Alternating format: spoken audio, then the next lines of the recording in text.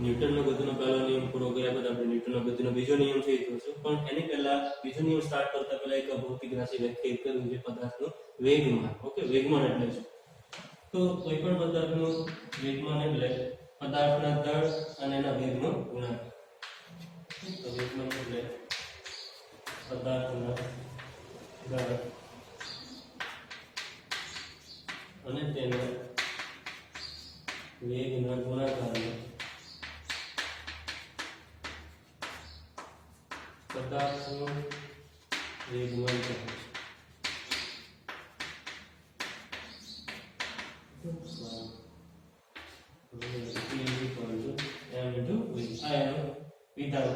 ગાણિતિક સ્વરૂપ દળ અને વેગનો ગુણાકાર. ઓકે, તો વેગમાન છે સદિશ રાશિ છે.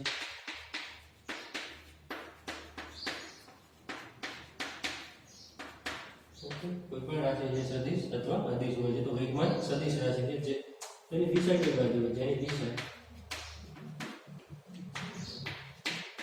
પદાર્થના વેગની દિશામાં હોય.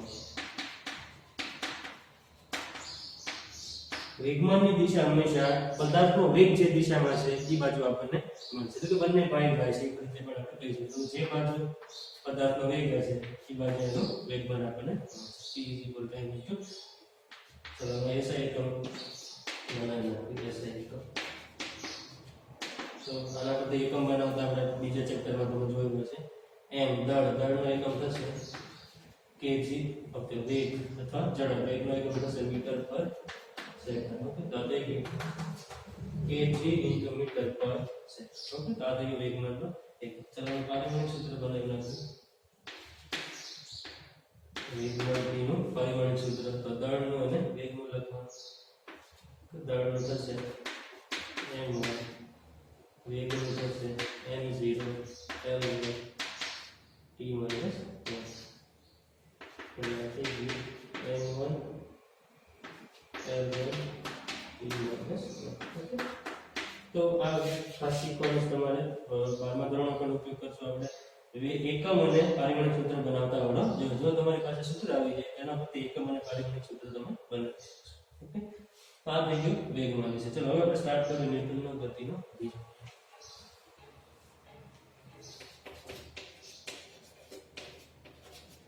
ન્યૂટનનો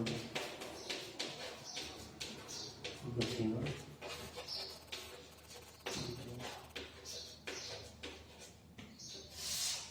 તો પહેલો નિયમ આપણને શું કહે છે? બળની વ્યાખ્યા આપે છે. જ્યારે બીજો નિયમ છે બળનું મૂલ્ય આપે છે. ઓકે, ન્યૂટનનો ગતિના બીજા નિયમ પરથી કોઈ પણ પદાર્થ પર કેટલું બળ લાગતું હશે એ આપણને એની માહિતી મળશે. તેનું વિધાન શું લખું છું? પદાર્થના વેગમાનના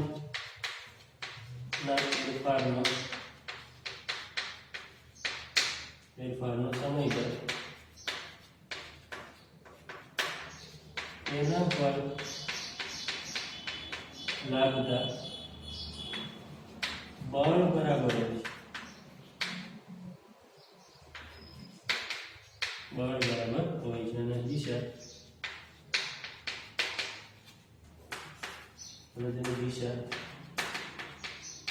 વેગમાનના ફેરફારની દિશા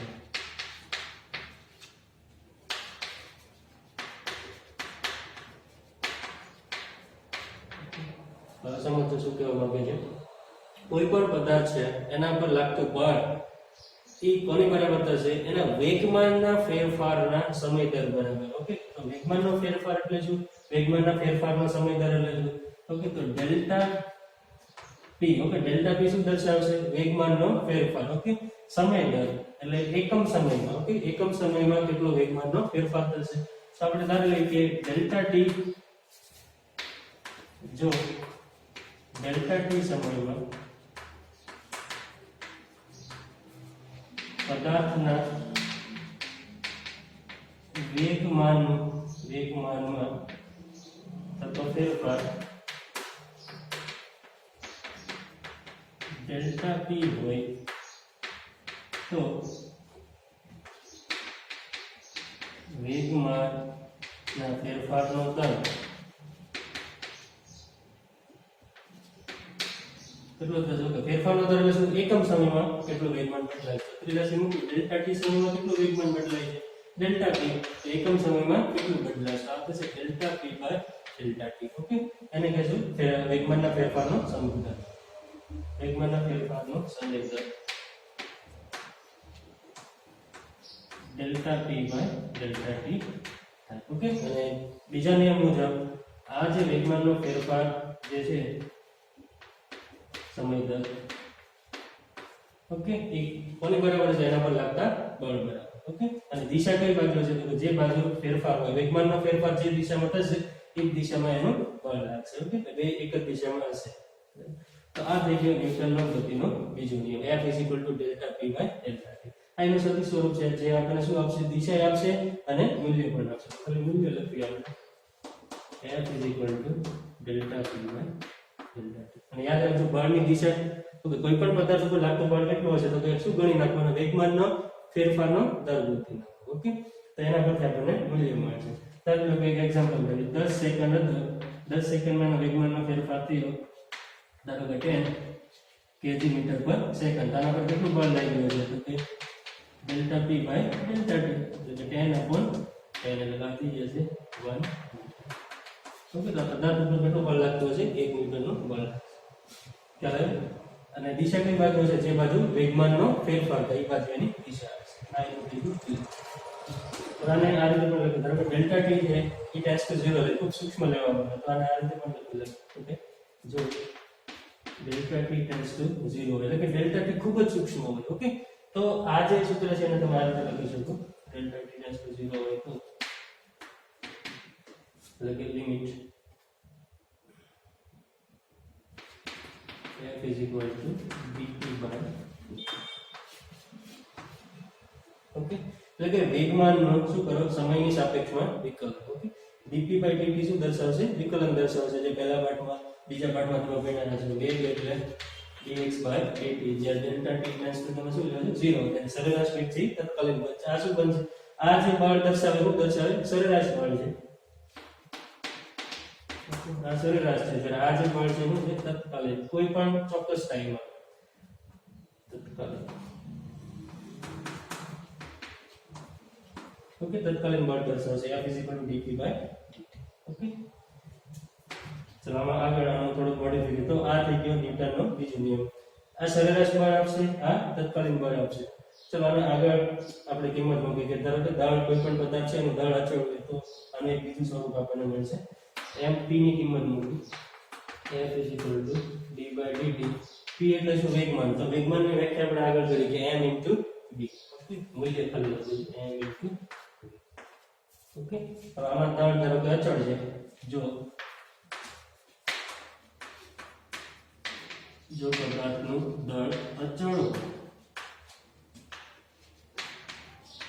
હોય તો ઓકે અચળ વસ્તુ છે વિકલનની બહાર આવી જશે તો F = આપણને મળશે m dv by dt okay F = m dv by dt તો બીજા પાઠમાં આપણે ભણ્યા હતા dv by dt એટલે કે વેગનું સમયની સાપેક્ષમાં વિકલન એટલે શું દર્શાવશે પ્રવેગ dv by dt = a હોવાથી આ થશે F = ઓકે તો આ પણ ન્યૂટનના ગતિનો બીજા નિયમનું એક સ્વરૂપ છે ઓકે પણ આ સ્વરૂપ ક્યારે સાચું છે પદાર્થનું દળ અચળ રહેતું હોય જ્યારે ગતિ દરમિયાન એનું દળ અચળ હોય ત્યારે ઓકે તો વાસ્તવિક એનું સ્વરૂપ આ છે આ હંમેશા કોઈ પણ સિચ્યુએશનમાં સાચું છે delta p by delta t જે સરેરાશ બળ આપશે અને dp by dt તત્કાલીન બળ આપશે ઓકે તો આના પરથી એકમ વ્યાખ્યાયિત કરશું SI એકમ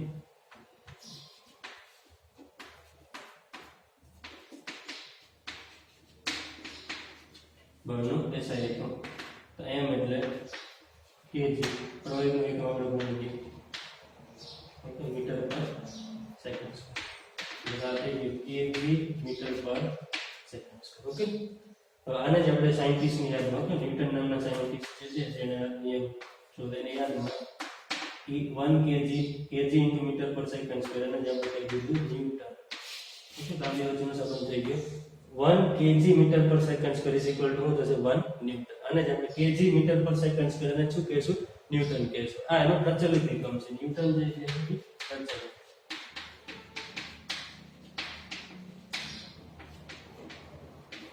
ઓકે ન્યૂટન અને એની સંજ્ઞા આપણે બનાવી.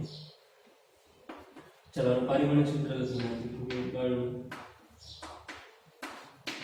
ઓકે બળનું પારિમાણિક સૂત્ર થાય ત્યાં આપણે મળશે દળનું થશે m1 પ્રવેગ પ્રવેગનું થશે m0 l1 t - 2 એટલે આપણને મળશે m1 l1 t - 2. આ બળનું ખાસ યાદ રાખી લો. આના પરથી ઘણા બધા બીજા પારિમાણિક સૂત્ર છે બનશે. ઓકે તો દરેક વખતે બળનું બનાવવાની જરૂર નથી, યાદ રાખી લો m1 l1 t - 2. ચલો આની પછી 1 ન્યૂટન બળ કોને કહેવાય એની આપણે વ્યાખ્યા કરી. 1 ન્યૂટન તો આમાં તમે જોશો આ સૂત્રમાં આના પર 1 ન્યૂટન આપણે લીધું. m કેટલું કહેવાય 1 kg અને a 1 મીટર પર સેકન્ડ. એ કિંમત આપણે મૂકશું f 1 ન્યૂટન. ઓકે તો 1 ન્યૂટન બળની વ્યાખ્યા થઈ ગઈ. કઈ રીતે કરશું? 1 કિલોગ્રામ ઓકે 1 kg પદાર્થમાં ઉત્પન્ન થતો પ્રવેગ કેટલો હોય? 1 મીટર પર સેકન્ડ સ્ક્વેર. ઓકે તો 1 kg અથવા એકમ દળ આપણે રીતે પણ બોલી શકો છો. એકમ દળ ધરાવતા પદાર્થનો પ્રવેગ કેટલો થાય? 1 મીટર પર સેકન્ડ સ્ક્વેર જો થાય તો એના પર લાગતું બળ કેટલું કહેવાય? 1 ન્યૂટન છે. તો 1 kg પદાર્થ પ્રેરિત થતો ઉત્પન્ન થતો પ્રવેગ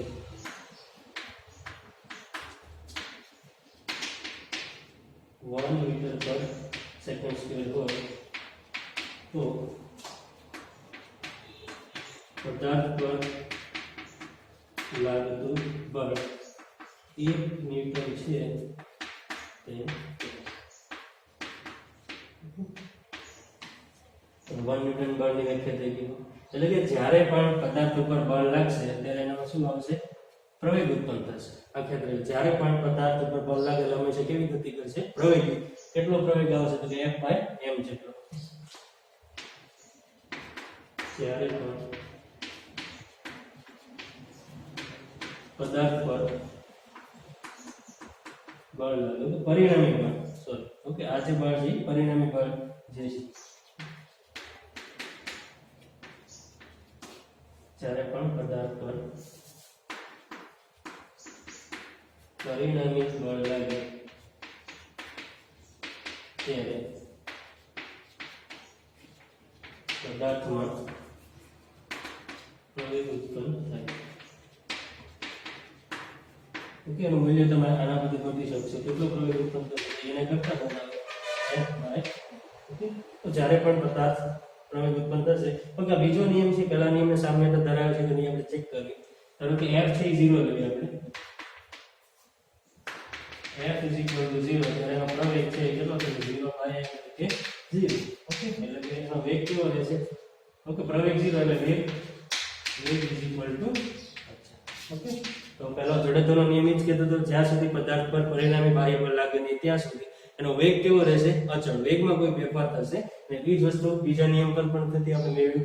f = 0 કરો તેનો પ્રવેગ કેટલો થશે? 0. કોઈ પણ પદાર્થનો પ્રવેગ 0 ક્યારે થાય? એનો વેગ અચળ હોય ત્યારે. કારણ કે પ્રવેગની વ્યાખ્યા છે વેગમાં થતો ફેરફાર. ઓકે અને એને ભાગ્યા સમય એટલે પ્રવેગ મળશે આપણને. તો પ્રવેગ 0 થઈ જશે. પ્રવેગ 0 એટલે વેગ અચળ જે જડત્વનો નિયમ દર્શાવે છે. ઓકે તો બીજો નિયમ છે પહેલા નિયમ સાથે સુસંગત છે. ઓકે તો આ થઈ ગયો ન્યૂટનનો ગતિનો બીજો. ચાલો વિદ્યાર્થી મિત્રો ન્યૂટનનો ગતિનો બીજો નિયમ જોયા પછી આપણે આગળ વધીએ. હવે આપણા જે સિલેબસમાં છે ગુજરાત બોર્ડમાં તો એમાં ન્યૂટનના નિયમો છે કાઢી નાખ્યા. ઓકે પણ ન્યૂટનના નિયમો સિવાય યંત્રશાસ્ત્ર શક્ય જ નથી. ઓકે એટલા માટે ન્યૂટનના નિયમો છે ફરજિયાત ગણવા પડશે JEE અને નીટ માટે. ઓકે તો હું જે કંઈ કરાવું છું એ તમારે સમજવાનું છે. JEE અને નીટને ધ્યાનમાં લઈને કરાવું છું. ઓકે કારણ કે આના સિવાય યંત્રશાસ્ત્ર શક્ય જ નથી. ન્યૂટનના નિયમો છે એ વિદ્યુતશાસ્ત્ર ગમે છે કે કોઈ પણ જગ્યાએ આવી શકે છે. ઓકે એટલા માટે ભણવા જરૂરી છે. તો એવું નથી કહેવાનું કે છે સિલેબસમાં નથી. ઓકે આપણે JEE અને નીટ માટે બધું જ કરવાનું છે. ઓકે આપણે ટાર્ગેટ રાખવાનું. તો એની પછી ઉદાહરણ 5.2 છે જોઈ જે ન્યૂટનના બીજા નિયમ બેઝ ઉપર આધારિત મેક્સિમમ. ઓકે JEE અને નીટ માટે તમારે મેક્સિમમ પ્રોબ્લેમ છે કરવાના છે. જેટલા પ્રોબ્લેમ સોલ્વ કરશો એટલો તમારો કોન્સેપ્ટ છે ક્લિયર થશે. ઓકે એટલા માટે સિલેબસમાં આપણે ગુજરાત બોર્ડના સિલેબસમાં નથી પણ એનો મતલબ એવું નથી કરવાનું નથી. ઓકે એટલે બધું આપણે તૈયાર કરશું. ચલો તો એક બુલેટ આપણને આપી છે એટલે કે ગોળી છે દળ છે 0.04 kg એને ફાયર કરવામાં આવે છે એક બ્લોકની અંદર. તો એ બ્લોકની અંદર આપણે કોઈ જ્યારે બ્લોકની અંદર ઘૂસશે ત્યારે બ્લોક એના પર શું કરશે ગતિ અવરોધક બળ લગાવશે ઓકે એના કારણે એ ધીમી પડશે તો એ એકદમ ધીમી નથી પડતી ઓકે 60 સેન્ટીમીટર અંદર કાપ્યા પછી એનો વેગ કેટલો થઈ જાય છે 0 કેટલું અંદર 60 તો બ્લોક વડે ગોળી ઉપર કેટલું બળ લાગશે એ આપણે ગોતવાનું ઓકે તો પહેલા આપણે શું કરવું પડશે આનો પ્રવેગ છે ગોતવો પડશે કારણ કે બળ આપણને મળશે ક્યારે મળશે જો આપણી આગળ પ્રવેગ હોય ત્યારે F m તો પહેલા એ ગોતી નાખીએ તો એ ગોતવા માટે આપણે દરેક આધારે એનો પ્રવેગ છે અચળ છે તો બીજા પાઠમાં તમે અચળ પ્રવેગી ગતિના સમીકરણો ભણ્યા હશો આમાં પ્રારંભિક વેગ આપણને આપ્યો છે અંતિમ વેગ આપ્યો છે અંતર x આપ્યું છે ઓકે તો એટલે કે t વગરનું તો t વગરનું ત્રીજું સમીકરણ છે આપણી આગળ ગતિના સમીકરણ અચળ પ્રવેગી ગતિના સમીકરણ v² v0² 2ax આ જ્યારે તમે પ્રેક્ટિસ કરશો ત્યારે જ બધું ખ્યાલ આવશે કયો કોન્સેપ્ટ ક્યાં લગાવો ઓકે આમાં જેડબલ નીટમાં શું થશે બે પાર્ટ પણ ભેગા થાય બે સેમેસ્ટર પણ ભેગા થાય એથી બે કરતા વધારે સેમેસ્ટર પણ ભેગા થઈ શકે છે તો કોન્સેપ્ટ લગાવવો ખૂબ અગત્યની વસ્તુ છે તો પહેલા આ જે બીજો પાર્ટ થઈ ગયો એનું સમીકરણ આપણે એના પરથી પ્રવેગ વધશે જે આ પાર્ટમાં યુઝ થાય તો પ્રારંભિક વેગ આપણને આપ્યો છે ને અંતિમ વેગ છે 0 તો આ થશે 0 minus 90 square is equal to 2 એ આપણે ગોતવાનું છે x આપણને આપ્યું છે 60 સેન્ટીમીટર એટલે કે થઈ જશે 0.60 ઓકે એટલે કે 60 ગુણ્યા 10 નું માઈનસ 2 આમાંથી એક ગોતી નાખીએ તો એ ઇઝ ઇક્વલ આવશે માઈનસ 90 નો એટલે 90 * 90 0.60 આનું સાદુરૂપ આપણે આપશું તો આની કિંમત આપણને મળશે 6750 માઈનસ 6750 મીટર પ્રતિ આટલો પ્રવેગ આવી ગયો તો પ્રવેગ આવ્યો એના પછી બળ ગતિ શકશો ન્યૂટનના બીજો નિયમ પર ન્યૂટનના ગતિને બીજો નિયમ પર એટલે F = ઓકે એમ આપણને આપ્યો છે 0.04 kg પ્રવેગ આપણે કહીએ માઈનસ 6750 એનું સાદુરૂપ આપશું તો આપણે 270 મીટર માઈનસ 270 એ માઈનસ નિશાની શું દર્શાવે છે બળનો પ્રકાર અવરોધક બળ છે એટલા માટે માઈનસ આવે એટલે કે અવરોધક બળ હંમેશા ગતિની વિરુદ્ધ હોય ઓકે ગતિ જે ધન x થાય છે તો આ બળ આ બાજુ લાગે ઓકે તો આનું મૂલ્ય જો આપણે લખશું માઈનસ નિશાની શું દર્શાવશે અવરોધક બળ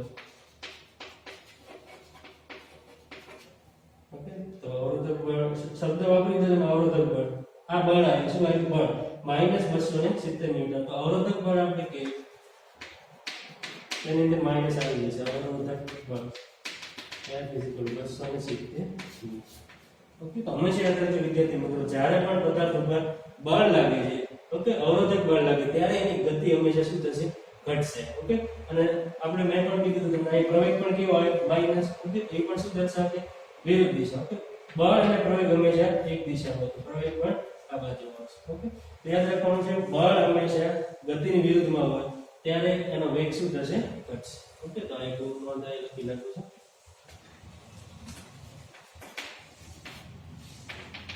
જ્યારે આ બધી નોંધ છે ખાસ વાંચવાની છે જ્યારે પદાર્થ પર ગતિની વિરુદ્ધ એટલે કે વેગની વિરુદ્ધ ગતિની વિરુદ્ધ બળ લાગે ત્યારે તેનો વેગ ઘટે છે ઓકે તથા પ્રવેગ કેવો મળશે ઋણ મળશે તથા પ્રવેગ ઋણ મળે છે આ ઋણ પ્રવેગને આપણે પ્રતિપ્રવેગ પણ કહેવાય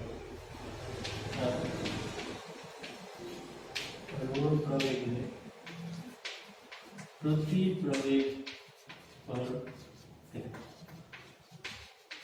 ઓકે એટલે કે આનો જે પ્રતિપ્રવેગ તમે બોલો તો માઈનસ નિશાની લખવાની આથી પ્રતિપ્રવેગ કેટલો થઈ ગયો માઈનસ પ્રવેગ આવ્યો એટલે પ્રતિપ્રવેગ એને કહે છે પ્રતિપ્રવેગ a = કેટલો થઈ ગયો 67 મીટર પ્રતિ સેકન્ડ ઓકે પ્રતિપ્રવેગ આટલો છે તો પ્રતિપ્રવેગમાં તમારે માઈનસ નિશાની આવે પ્રતિ ઈ શું દર્શાવશે માઈનસ ઓકે તો જ્યારે પણ કોઈ પણ પદાર્થનો પ્રવેગ માઈનસ હોય એનો મતલબ કેવી ગતિ કરે છે? પ્રતિપ્રવેગ.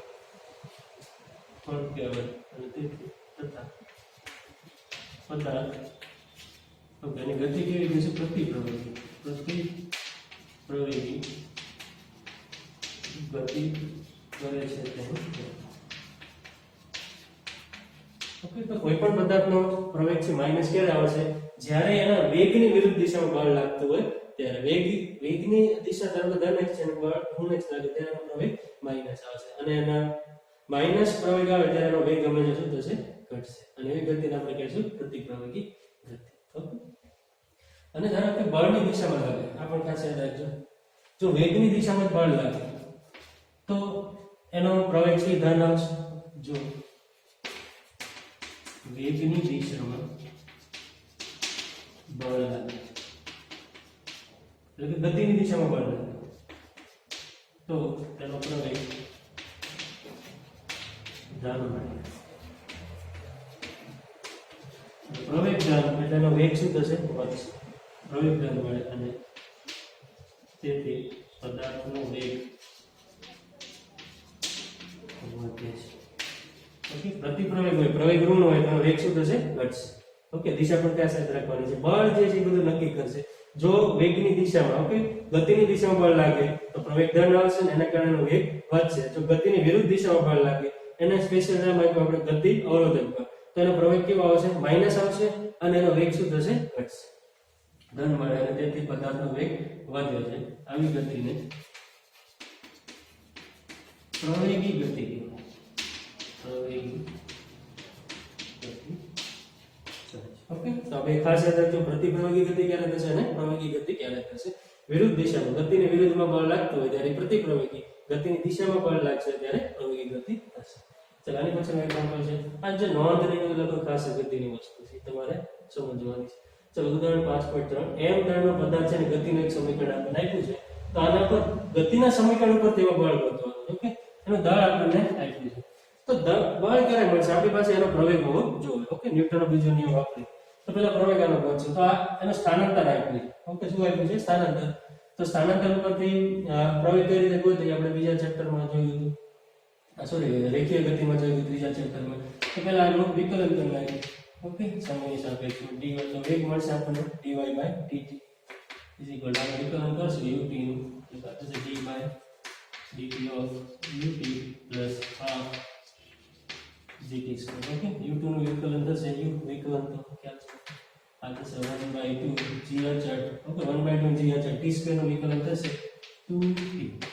ઓકે t બે વેગ કેન્સલ એટલે આ u પ્લસ gt. આ આવી ગયો વેગ મળી ગયો. તો વેગનું પાછું વિકલન કરો એટલે પ્રવેગ મળશે. તેથી પ્રવેગ is equal to dv/dt. dv/dt વેગની કિંમત મૂકી u પ્લસ gt. ઓકે તો u આમાં તો t છે નહીં એટલે અચળ પદ અચળનું વિકલન 0, gt નું વિકલન g અચળ, t નું t ની સાપેક્ષમાં 1 એટલે પ્રવેગ આપણને મળશે g.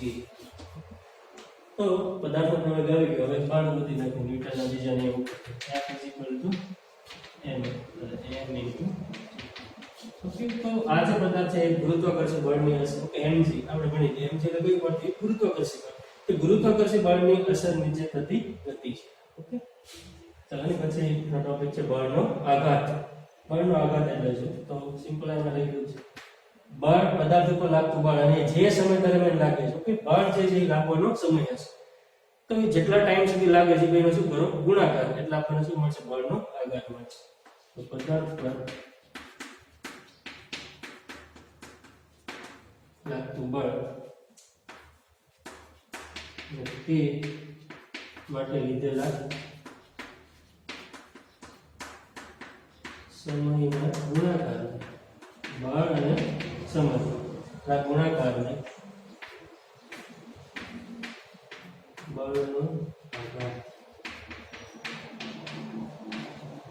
બળનો આઘાત અથવા ખાલી આઘાત કહે છે. ચલો બળનો આઘાત ઘણી વખત આપણે એક્ઝામ્પલમાં ગણવાનું કહે છે. તો આ જે સમય હોય છે ઘણી વખત ખૂબ જ સૂક્ષ્મ હોય તો બળનો આઘાત ઘણો અઘરી વસ્તુ છે. તો એ બીજી રીત પણ છે. તો ન્યૂટનના બીજા નિયમ પરથી આપણે જોયું સરેરાશ બળ F કેટલું છે? ડેલ્ટા P ડેલ્ટા ટી ન્યૂટનનો ગતિનો બીજો નિયમ. આમાંથી ડેલ્ટા ટી ના બાજુ લઈએ તો આ થશે F into delta T is equal to delta. Okay, તો આ ખૂબ જ અગત્યનું પરિણામ છે. એટલે કે બળનો આઘાત છે એ કોની બરાબર થશે? એના વેગમાનના, પદાર્થના વેગમાનના ફેરફાર બરાબર થશે. ઓકે, બળનો આઘાત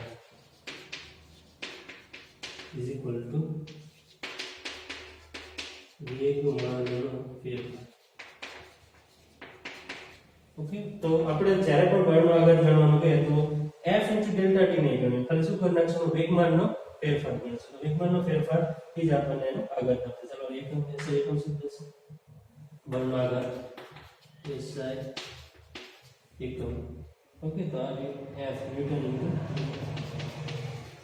બળનો આઘાત થશે ન્યૂટન ઇન્ટુ મીટર. અને દિશા આ પણ સદિશ રાશિ, દિશા કઈ બાજુ છે?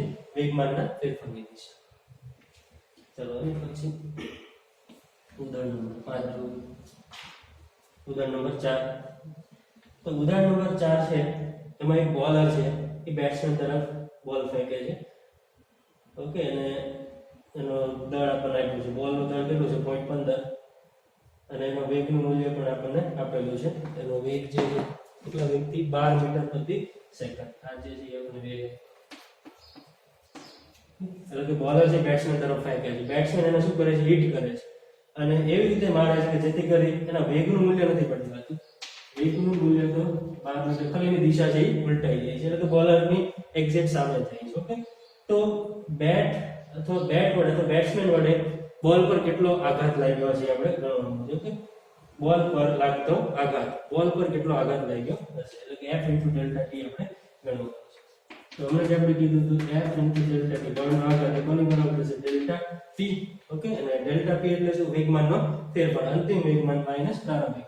ધારો કે આ એનું અંતિમ વેગમાન છે p2 અને આ એનું પ્રારંભિક વેગમાન p1. તો ડેલ્ટા p એટલે થશે p2 માઈનસ p2. ઓકે, હવે દળ તો અચળ રહે છે એટલે આ થશે m into v2 minus m into v1. તો તે બળનો આઘાત m into delta p m સામે લઈ લઈએ તો આ થશે v2 માઈનસ v1. તો મૂકી બધી કિંમત. ચલો m છે આપણને આપ્યું છે 0.15. ઓકે, v2 અહીંયા જે છે વેગ છે. ઓકે, તો વેગના v2 જે છે મૂલ્ય કેટલું છે? 12. તો દિશા કઈ? ઋણ x. તો એને આપણે લખશું v2 જે આપણે બનશે -12 થશે. ઓકે, કારણ કે વેગ કેવી રાશિ છે? સદિશ. આ એનું મૂલ્ય છે. દિશા કઈ બાજુ છે? ઋણ x. એ આપણો v2 બનશે. અહીંયા એનો વેગ છે v2, અહીંયા એનો વેગ કેટલો છે? v1. તો -12 થશે. અને v1 છે કેટલો થશે? 12. તો -12. તો આ થશે F ઇન્ટુ ડેલ્ટા ટી. આનું જેને આપણે સાદું ભાગશું તો એની કિંમત આવશે -3.6 newton, -3.6 newton into metre. Sorry, metre into second. અહીંયા આપણે સુધારો કરવાનો છે. Newton into F into delta T, newton into second. Okay, અને હવે જે ધ્યાન આપણે માઈનસ ની દિશા દર્શાવશે. મૂલ્ય આનું તો લઈ લો આપણે, તો 3.6 newton into second. Okay, minus ની શું દર્શાવશે? દિશા. એટલે કે આજે બળનો આઘાત છે કઈ બાજુ છે? ઋણ x દિશામાં. માઈનસ એટલે શું થાય? ઋણ x. ઓકે, એટલે કે બેટ્સમેન થી બોલર તરફ આજે બળનો આઘાત છે એની દિશા કઈ હશે? બેટ્સમેન થી બોલર તરફ. ઓકે, આ દિશામાં બેટ્સમેન થી બોલર. જો ધન આવે તો આ બાજુ, એટલે કે બેટ્સમેન જો આપણે આયા લીધો અને બોલર આવી લીધો તો આગળ જો આવે. ઓકે.